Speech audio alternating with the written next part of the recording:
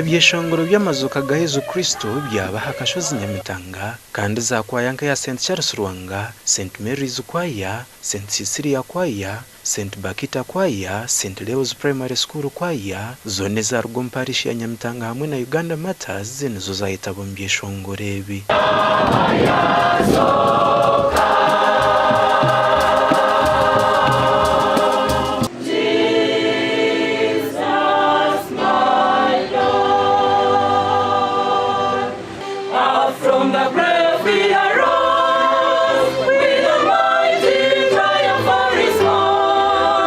Ebyeshongoro, ebyevugo, ebitagurro, emizano byone birokwata hakufa no kuzoka kwa Yezu Kristo nibyo byayorekwa hakashozi Nyamitanga.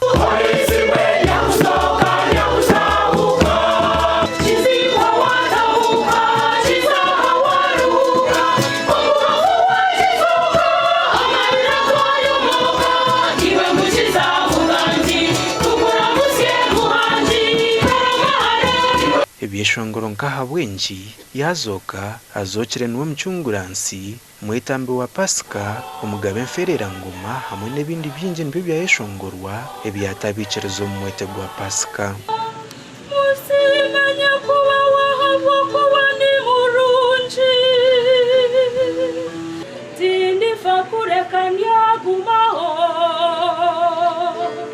Konkito twashemerwa munongerizo bakureba ngo twafuna ho mugisha go kutunga istakarozi kandi istakarozi zateka abantu mu mudu so ni mpiga abantu abarigo ko mbyaro abariyo batebekanisa bakore munonga practice obwira no bwe bwafunda twitenga ubutosha kuguma twetebekanisa kurungi kwetebekanisa ibiro bikuru nkebi umurumo gwitu nukwenda kuhereza abantu umuhimbo kandi no kubahwera mu kwishengereza kurungi. Vika General witware rya Mbarara Reverend Father Severinus Ndugwa owazokera Archbishop yasima umurumo gw'abeshongozi bakora kandi yashaba bikirezo kugira amasuko mu kuzoka kwa Yezu Kristo. Okuzoka kwa Kristo nukutera umuhimbo itukabikiriza kuturetera amasuko tumanya ngo twantu rw'umagara genseji tugumuheru Kristo umukuzoka kwe akacwa rufishija yatuhereza amasuko abikiriza ngo ni twatwaragira umunsi omu kuzima kwe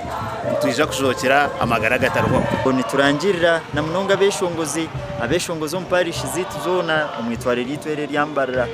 no kongera okubagambira ngo ni mukoro murimo murungi munonga kandi ntubatera umuhimbo nkabebembezi banyu mugumizemo umweshongora murangirira amakuru marungi